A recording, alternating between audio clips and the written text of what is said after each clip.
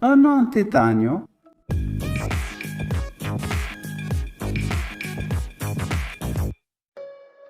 Kamusta mga mahilig sa inenyeria? Ako si Igor Felipe at tatalakayin natin ngayon ang isa sa pinakamalalakas na metal. Ang titanyo. Ang titanyo ay isang elementong chemical na may simbolong Pi at atomikong bilang na 22. Isa itong transition metal na kilala sa tibay nito laban sa kaagnasan, mataas na ratio ng lakas sa bigat at kakayahang bumuo ng mga haluang metal kasama ng ibang mga metal. Isa sa mga pangunahing katangian ng titanyo ay ang mataas itong ratio ng lakas sa bigat na mas mataas kumpara sa ibang mga metal tulad ng bakal at aluminyo. Ibig sabihin nito, mas magaan ang titanyo kaysa sa bakal pero napakatibay pa rin ito. Ang katangiang ito ang dahilan kung bakit ang titanyo ay isang ideal na materyales para sa mga aplikasyon sa aerospace tulad ng sa mga eroplano kung saan critical ang bigat. Mahalaga ring katangian ng titanyo ang resistensya nito sa kaagnasan. Ang titanyo ay matibay laban sa iba't ibang uri ng chemical, kabilang ang mga asido at base at napakatibay din ito laban sa kaagnasan sa mga kapaligirang pandagat. Dahil sa katangiang ito, mahalaga ang material na ito sa barko, plataporma ng langis, at kagamitang chemical at pang-industriya. Ang titanyo ay kilala rin sa pagiging biocompatible nito sa katawan ng tao. Ibig sabihin, hindi pinatanggihan ng katawan ang titanyo. Kapag ginagamit ito sa mga medical na implant gaya ng prosthesis at mga dental na plaka. Dahil dito, mahalaga ito bilang material sa medisina at odontolohiya. Bagaman natatangi ang titanyo, mayroon din itong ilang kahinaan kumpara sa ibang metal. Halimbawa, mas mahirap trabahuin ng titanyo kumpara sa ibang mga metal, kaya maaring mas mahal at matagal ang paggawa ng mga pyesa mula sa titanyo. Mas mababa rin ang kakayahan nitong magpadaloy ng kuryente kumpara sa mga metal tulad ng tanso at aluminyo, kaya limitado ang paggamit nito sa ilang mga aplikasyon. Kailan na ba natuklasan ang titanyo? Natuklasan ang titanyo noong 1771 ng Britong kimiko na si William Gregor. At pinangalanan nito mula sa mga Titan na mga higante sa mitolohiyang Griego. Dahil sa lakas at tibay nito, ang titanyo ay matatagpuan sa balat ng lupa at ito ang ikasiyam na pinakamasaganang elemento sa daigdig. Madalas itong matagpuan sa mga mineral tulad ng ilmenita at rutilo at pangunahing nakukuha sa mga bansa tulad ng Australia, Canada, Timog Aprika at China. Ang pagkuha ng titanyo ay isang komplikadong proseso na may kasamang ilang yugto. Mayroong dalawang pangunahing paraan ng pagkuha ng titanyo, ang proseso ng Kroll at ang proseso ng direktang reduksyon. Ang proseso ng Kroll ang pinakakaraniwang paraan ng pagkuha ng titanyo. Nagsisimula ito sa pagkuha ng dioksido ng titanyo mula sa mga mineral tulad ng ilmenita at rutilo na pagkatapos ay nililinis gamit ang mga prosesong chemical upang makagawa ng tetrachlorido ng titanyo.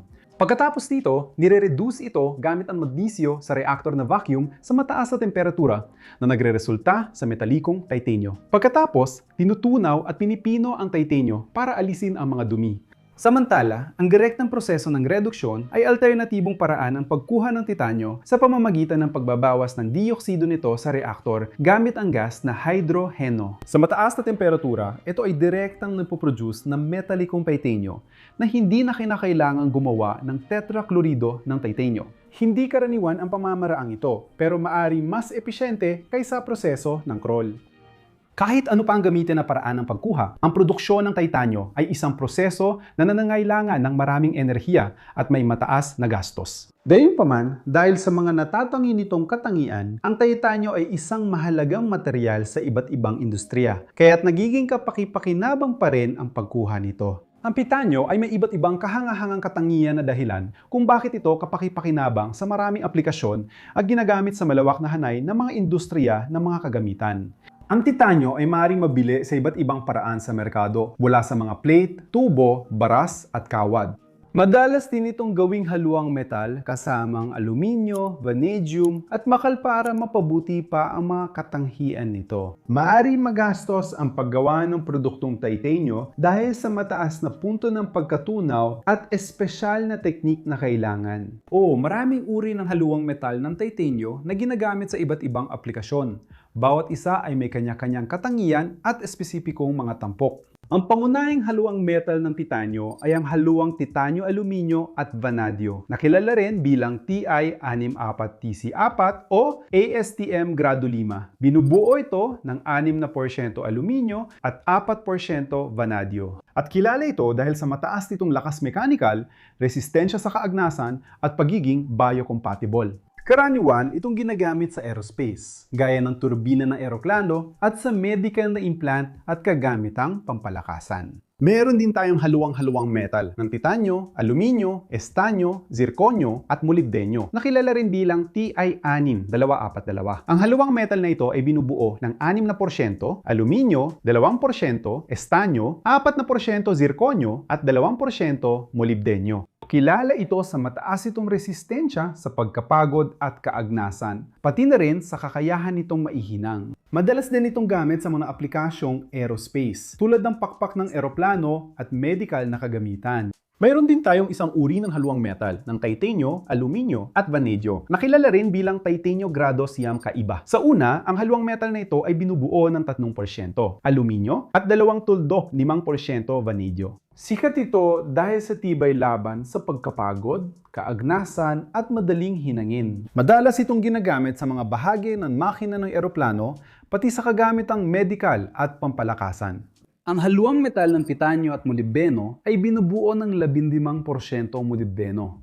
Kilala ito sa resistensya sa kaagnasan at pagiging biocompatible, kaya madalas gamitin sa medical na aplikasyon gaya ng prosthesis sa tuhod at balakang. At mayroon din tayong haluang metal ng titanyo, aluminyo, zirkonyo at niobyo na kilala bilang Ti-5553. Ang haluang metal na ito ay binubuo ng 5 tuldok, 5% aluminyo, 5% zirkonyo at 3% niobyo. Kilala ito sa mataas na resistensya sa kaagnasan at pagkapagod, pati na rin sa pagiging matibay laban sa apoy. Madalas itong ginagamit sa mga bahagi ng makina ng eroplano at maging sa mga kagamitang militar.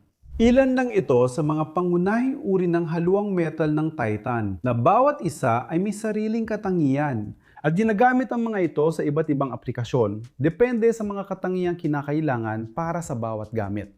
At alam mo ba ang tungkol sa mga katangiang ito ng Titan at sa mga gamit nito?